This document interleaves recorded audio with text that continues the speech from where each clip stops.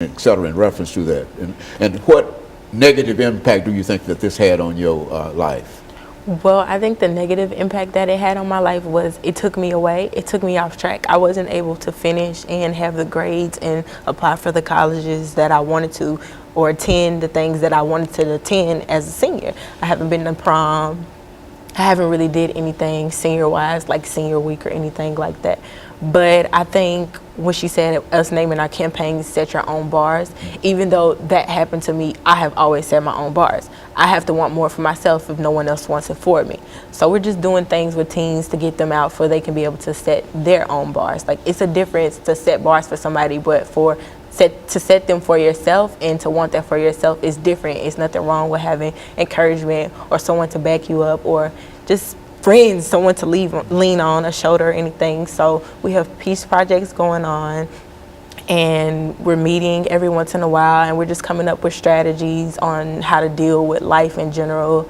It's team-based. Everything is done through teams, by teams, and we're just looking for great ways to motivate people who want to be different and expect more, and who's willing to set their own bars. So would you say that the very fact that you were expelled for this period of time and that part of your academic educational career had such a negative impact on you that it was very, very difficult for you to overcome, and evidently you've overcome all of that, not perhaps all of that, but many things in your life before, up until now. But do you think that had a tremendous impact upon you deciding to come back into the system? Were you led by Ms. Fatuga? How did you simply overcome all of that, pull all of that together? Well, it was very hard because it was a gap between my reading and what I knew was best, and what I knew I could know in the future that would help me. And it was just a gap between my GPA, my ACT scores,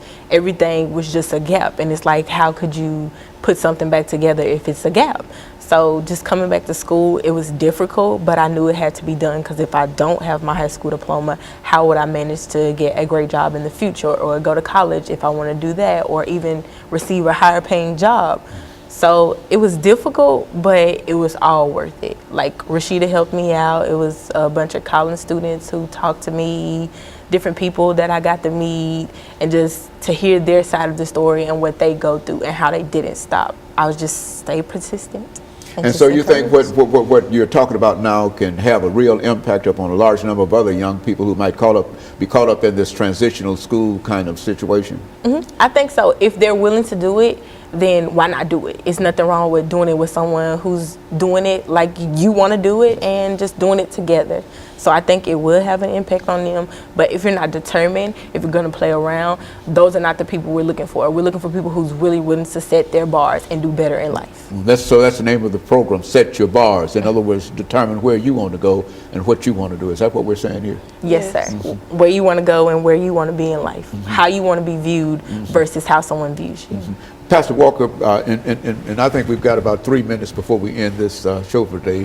But in a real sense, I think that this program, if replicated generally throughout the metropolitan system and everywhere else, would have a very, very positive impact upon many of our young people. Would you say that from what you know about what they are doing? Well, I know for sure that the impact that it may have had on her, and her ability, her resilience to bounce back from it all is not something that you may find in a lot of the students, that they're going through this and experience this thing right here.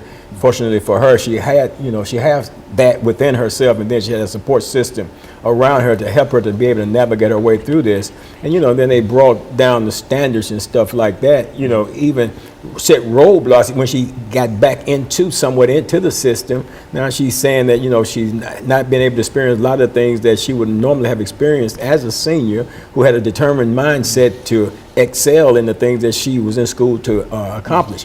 So there was a whole lot that goes into that process. But what I really like to do is be able to identify to your audience here how they can get in touch with Gideon's Army and the Peace Project, so that we can create some partnerships and move this thing forward. Ms. Fatuga, why don't you give us that information about how people might be able to get in touch with you, and how they might be able to help you in order to perhaps make this a much broader operation than you have?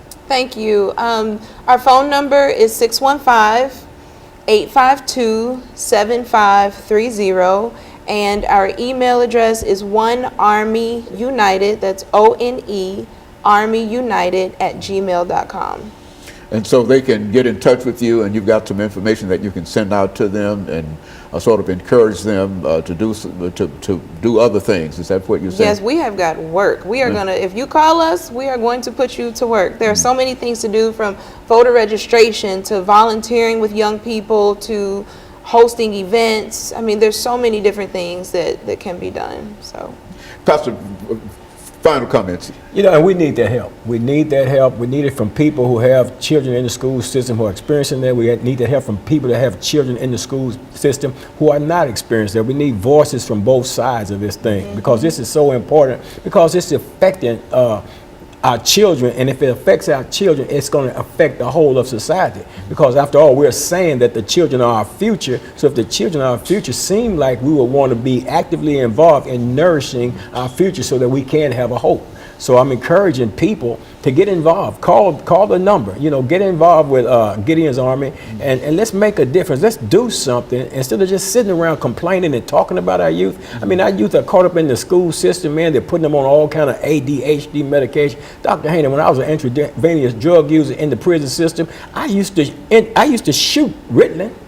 You know, we call it BAM, you know, get high on it. And they're giving this to our school children because they simply don't want to take time out to figure out how they can teach that child. So they send them, rush them out somewhere, mislabel them as having some type of situation going on with them, and then poison them with all them drugs all the rest of their life. Very good. And of course, let me thank the three of you for coming by and giving us that excellent information. And let me encourage our audience to tune in again next week for another informative edition of Comments. Thank you and good morning.